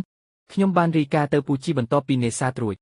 ប៉ុន្តែបន្ទាប់មកខ្ញុំបានប្រយុទ្ធជាមួយចោកនិងខ្លាតើអ្នកណាអាចចាំខ្លាឃ្មុំខ្វិននេះបានខ្ញុំត្រូវស្ដីបន្ទោសចំពោះរឿងនេះខ្ញុំនឹងទទួលខុសត្រូវទាំងស្រុងចំពោះលើកនេះជាបរិសុទ្ធធំម្នាក់មែនវាមិនមែនជាការទទួលខុសត្រូវរបស់អ្នកទេតែក្រៅពីនេះអ្នកមិនមែនជាព្រះទេរឿងសំខាន់បំផុតឥឡូវនេះគឺរបៀបធ្វើកុំចាត់រឿងនេះចោលនោះប្រកាសជានឹងមកម្ដងទៀតយើងត្រូវតែដាក់អន្ទាក់នៅក្នុងភូមិដើម្បីចាប់វាទាំងរស់ឆ្លុះគ្នាក្នុងភូមិតើអ្នកឈួតមែនទេហេតុអ្វីបានជាអ្នកមិនស្វែងរកនៅលើភ្នំទេរបស់របរនៅលើភ្នំគឺពិតជាអស្ចារ្យណាស់តែក៏អ្នកខ្លះនៅក្នុងភូមិបាននិយាយថាពួកគេនឹងខ្លែងខ្លួនជាមុខដែលមានលាមកគោក្បាលរបស់ពួកគេនឹងលបួងអ្នកដំណើរឆ្លងកាត់នៅពេលយប់នៅពេលដែលកម្លាំងសំខាន់ចូលទៅក្នុងភ្នំស្វែងរករឿងនេះពិតជានឹងលាក់ខ្លួនហើយបាត់ទៅវិញយើងរកមិនឃើញតតែសោះមិនអីទេខ្ញុំនឹងផ្ដល់បញ្ជាដល់អ្នកភូមិអ្នករៀបចំវាចែកវាជា3វិធីវិធីទី1ត្រូវតាមដានឲ្យបានដិតដល់គែមភ្នំវិធីទី2ការពារអ្នកភូមិដោយរបស់អ្នកជីវិតអ្នកណាត្រូវបានអនុញ្ញាតឲ្យចេញមកក្រៅទេមើលការសប្បាយវិធីទី3យករបស់នោះហើយជីករនមួយជាមួយខ្ញុំបងប្រុសប៉ាល់សានតើវាពិតជាចាំបាច់ណាស់ក្នុងការជីកមែនទេច្រើនម្ល៉េះខ្ញុំហត់នឿយណាស់បើវាមិនបន្ទាន់ទេយើងត្រូវជីកច្រើនជាងសត្វនេះមានភាពបត់បែនខ្ពស់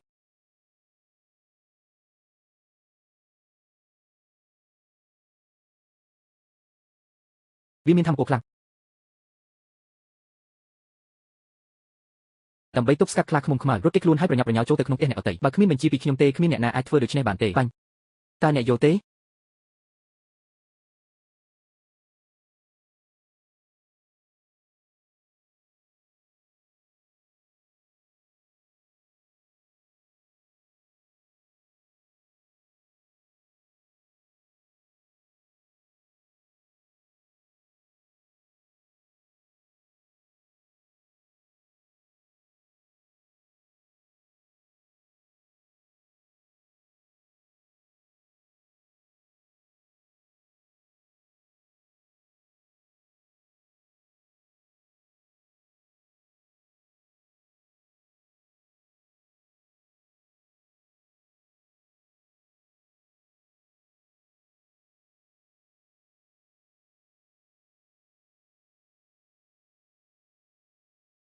អូអូអូអូអូអូអូអូអូអូអូអូរបស់ខ្ញុំព្រះរបស់នេះមានទម្ងន់យ៉ាងហោចណាស់500ទៅ500អ្នកទាំងអស់គ្នាជួយខ្ញុំផងលើកខ្លាឃ្មុំឡើងក្រុមមនុស្សកំសាកប្រធានក្រុមតើអ្នកហ៊ានចុះទៅក្រោមទេប៉ាវសានអ្នកទៅចុះអ្នកក្លាហានបំផុតនៅទីនេះ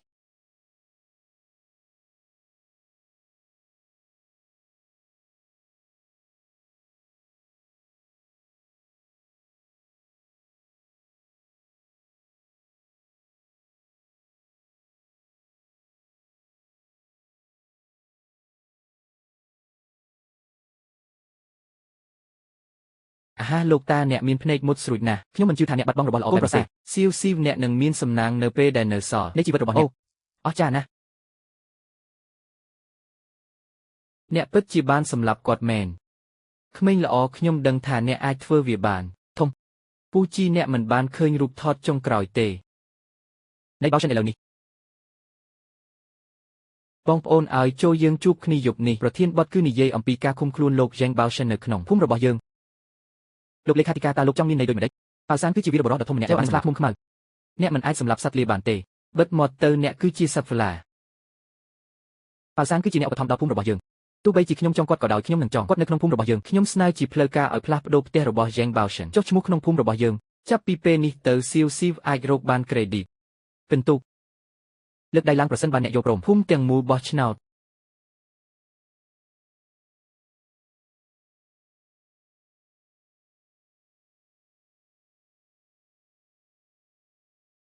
ប៉ាវសានដល់ពេលដែលអ្នកត្រូវធ្វើហើយសេចក្តីថ្លែងការណ៍គុំបោះបង់ចោលជ្រលងភ្នំហៃអុងសិនរបស់យើងឲ្យសោះ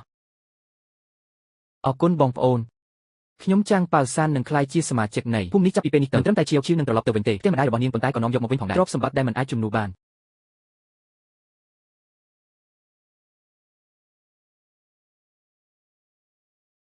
បដិសេធប៉ាវសានបើអ្នកយល់ព្រមខ្ញុំនឹងដោះស្រាយកិច្ចនេះចំពោះអ្នកផ្ទាល់ទោះបីជាខ្ញុំត្រូវប្លន់អ្នកក៏ដោយខ្ញុំនឹងទៅភូមិដាំរបស់អ្នកហើយយករបស់អ្នកឯកសារត្រឡប់មកវិញអរគុណលោកលេខាធិការខ្ញុំបានឮពីឡៃឌីថាអ្នកកំពុងសម្លឹងមើលនេះប្រញាប់ឡើងហើយយកវាខ្ញុំត្រូវអរគុណអ្នកខ្លាំងណាស់ប៉ុន្តែខ្ញុំពិតជាមិនអាចរកលុយបានឥឡូវនេះទេខ្ញុំនឹងត្រូវមកហើយអរគុណអ្នកមនុស្សម្នាក់ក្នុងរយៈពេល2 ឆ្នាំទុកដាក់របស់អ្នកមេភូមិ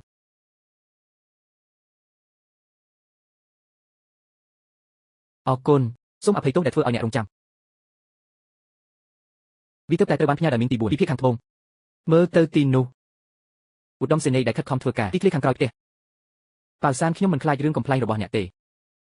រហូតដល់អ្នកមកដល់ក្រុមគ្រួសារយើងអាចរស់រានមានជីវិតនៅក្នុងភូមិនេះប៉ាអ្នកបានផ្ដល់ឲ្យខ្ញុំនៅកូនស្រីដ៏ល្អម្នាក់ដូចជាជាវខៀវនេះជាសំណាងដ៏អស្ចារ្យចាប់ពីពេលនេះទៅអ្នកអាចតាមដានពួកយើងនឹងរីករាយនឹងសុភមង្គលរបស់អ្នក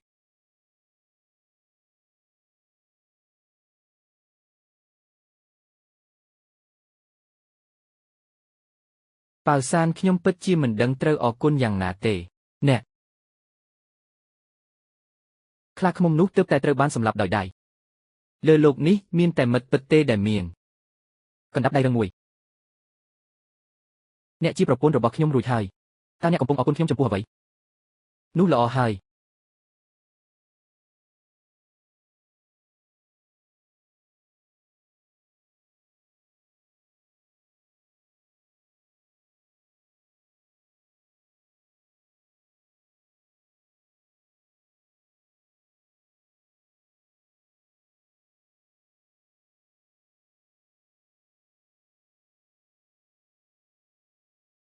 ពួកឲ្យលើកមុនវាឡើងដល់ម្លឹងអ្នកដើម្បីចង្អុលបង្ហាញខ្ញុំនោះហើយជារបៀបដែលខ្ញុំទទួលបានដល់ជូនអ្នកនៅការផ្ដល់ជូនពិសេសជាបើទេយកវាមកវិញពួកឲ្យឯងតាំងចិត្តថានឹងកាត់ផ្ដាច់ទំនាក់ទំនងទាំងអស់ជាមួយខ្ញុំឥតប្រយោជន៍ទេឪពុករបស់អ្នកនិងខ្ញុំគឺជាបងប្អូនប្រុសស្រីដែលបានស្បោះចូលគ្នាហើយអ្នកមកជួបខ្ញុំអ្វីក៏បែបនឹងដែរតើអ្នកចង់បានអាហារទេពួកឲ្យនេះមិនមែនជាអំណោយឥតគិតថ្លៃទេនេះជាដំណឹងដ៏ល្អបំផុតនៅក្នុងក្បាលរបស់អ្នកខ្ញុំនឹងប្រាប់អ្នកពីការពិតជំនាញរបស់ខ្ញុំអន់ពេកហើយយកអាហារនេះជាមធ្យោបាយសម្រាប់អ្នកដើម្បីទៅបរបាញ់ជាមួយខ្ញុំបរបាញ់ជាមួយអ្នកល្អទីបំផុតខ្ញុំមានការងារក្រៅម៉ោងហើយ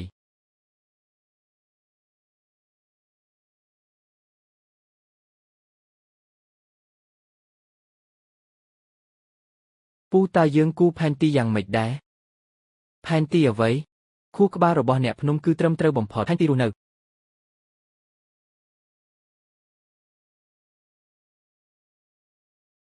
ខ្លាឃ្មុំកញ្ជ្រោងជ្រូកព្រៃនឹងចកនៅក្នុងរឿងភ្នំនេះត្រូវតែរំលងនៅពេលដែលពួកគេជួបគ្នាទៅកាលខ្ញុំនៅក្មេងហើយក្មេងណាស់ព្រៃរហូតដល់ខ្ញុំបានឃើញជីវិតរបស់មនុស្សមួយចំនួនបានបំពេញភ្នំនេះដោយភ្នែកខ្ញុំផ្ទាល់បានបោះបង់ចោលកុំឈួតអី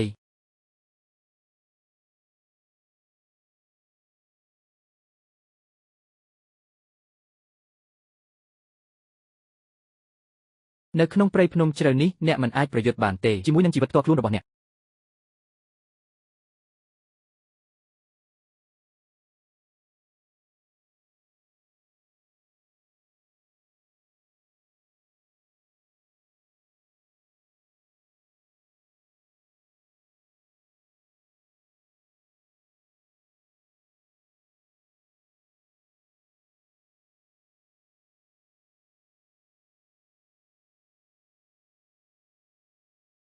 មិនថាបុរសនៅក្នុងអ្នកខ្លាំងប៉ុណ្ណាទេដៃគឺអ្នកមិនអាចបង្ហាញសមត្ថភាពរបស់អ្នកបានទេក្នុងជ្រៅនេះនៅពេលដែលអ្នកខ្លាចជាសាកសពប្រពន្ធរបស់អ្នកនឹងកុមារនឹងអត់ឃ្លានពួកឲ្យតើយើងគួរធ្វើអ្វីឥឡូវនេះក្រុមចកនេះមិនអាចទ្រាំទ្រនឹងសត្វធំបានទេជ្រូកព្រៃប៉ុន្តែប្រសិនបើភាគីទាំងពីរខិតខំប្រឹងប្រែងនោះភាគីជ្រូកព្រៃនឹងរងរបួសយើងគ្រាន់តែត្រូវតាមទាន់ហើយទទួលយកអត្ថប្រយោជន៍នៃស្ថានភាព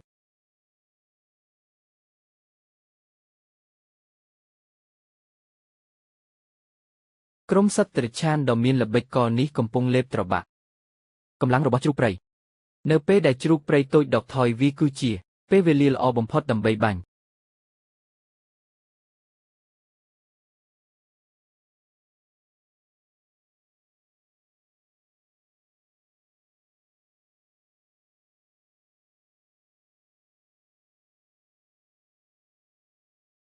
កុំភ្ញាក់ផ្អើលអីអ្នកត្រូវតែរៀនទប់ដង្ហើមរបស់អ្នកមិនអាចទៅរួចទេម្ដេចក៏មានសត្វត្រឆានយ៉ាងនេះលោកពូ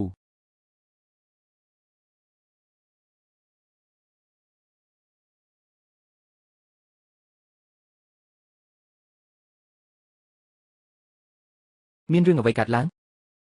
នោះមិនមែនជីកចកតតែសោះនោះគឺជាជ្រូកព្រៃរឿងព្រេងនិទាន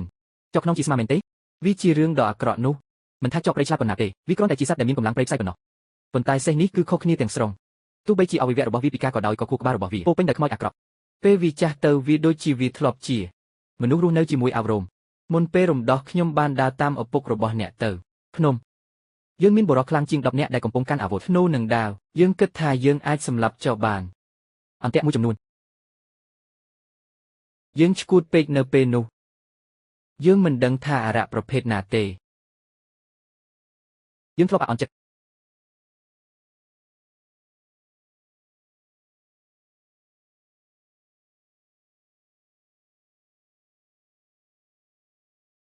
សត្វទាំងនោះត្រូវបានហុំព័ទ្ធដោយសាកសពយើងបាញ់រាប់សិបដងចកទាំងនោះដូចជាចកឈួតដែលកំពុងព្យាយាមសម្លាប់យើង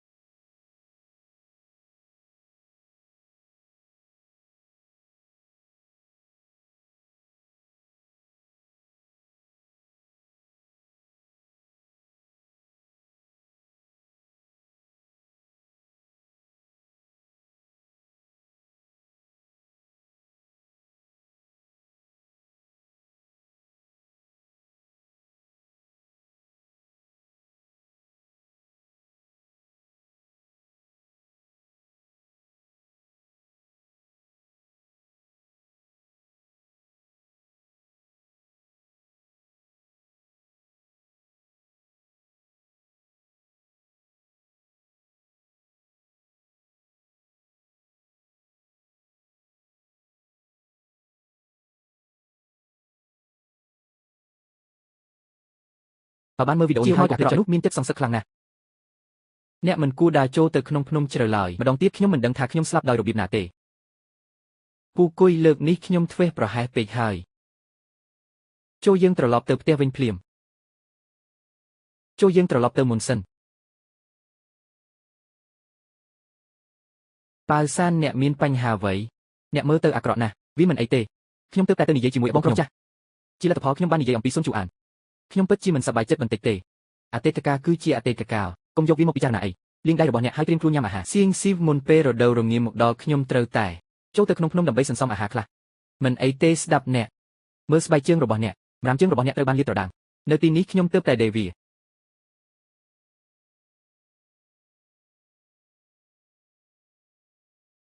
បងប្រុសឌឺខ្ញុំបានជួបបុរសចំណាស់ម្នាក់នៅលើភ្នំសពថ្ងៃនេះជាបុរសចំណាស់ម្នាក់មកពីចេញជើងភ្នំនៃភូមិទាំងពីរនេះភ្ជាប់គ្នាយើងមិនអាចទ្រាំទ្រនឹងរឿងនោះបានទេដែលត្រូវមកថ្ងៃនេះខ្ញុំមករកអ្នកដើម្បីខ្ចីប្រាក់ទ្រព្យសម្បត្តិនៅក្នុងដៃរបស់អ្នកយកកូនប៉ាវសានខ្ញុំនឹងហៅបងប្អូនមួយចំនួនទៅជាមួយអ្នកមិនចាំបាច់ទេមនុស្សច្រើនពេកប្រកាសជានឹងជូនដំណឹងខ្ញុំនឹងទៅតែម្នាក់ឯង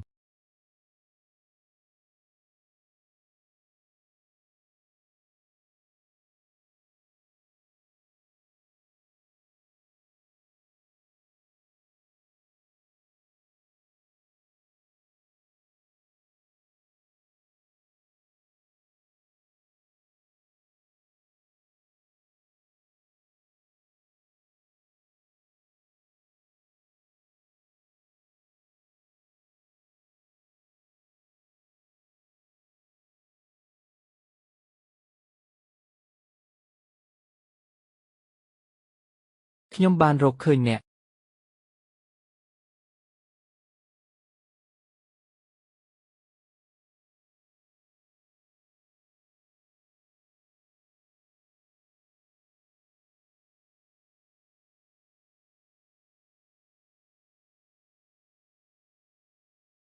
មិនអីទេខ្ញុំនឹងទាញអ្នកទាំងអស់គ្នាមកជុំគ្នានៅថ្ងៃនេះទៅឋានរកទៅ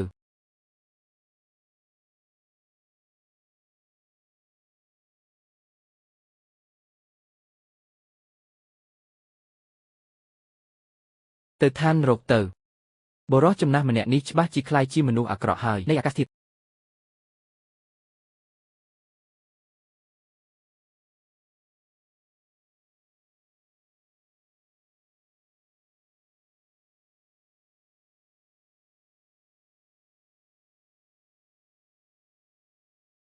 ពូរបស់អ្នក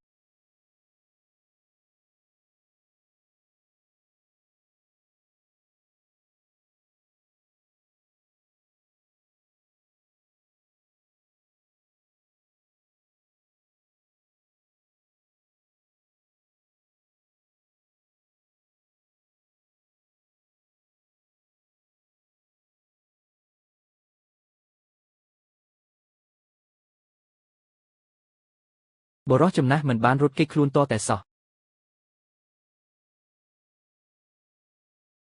សិតចាស់ឲ្យខ្ញុំនឹងបញ្ជូនអ្នកទៅតាមផ្លូវ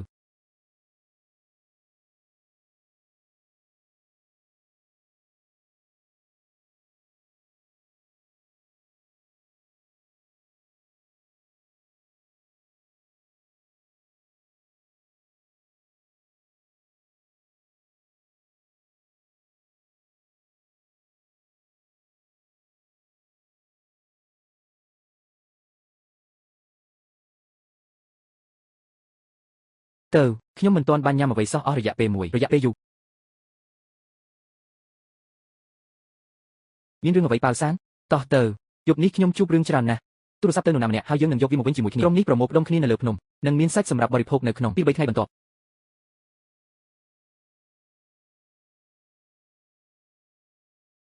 ប៉ាវសានអ្នកសុខសប្បាយជាទេអ្នកមិនរងរបួសទេមែនទេសៀងស៊ីវរីករាយដែលបានជួបអ្នកជីវិតរបស់ខ្ញុំតើអ្នកកំពុងធ្វើអ្វីប៉ានៅតែនៅពីមុខអ្នកលែងដៃរបស់អ្នក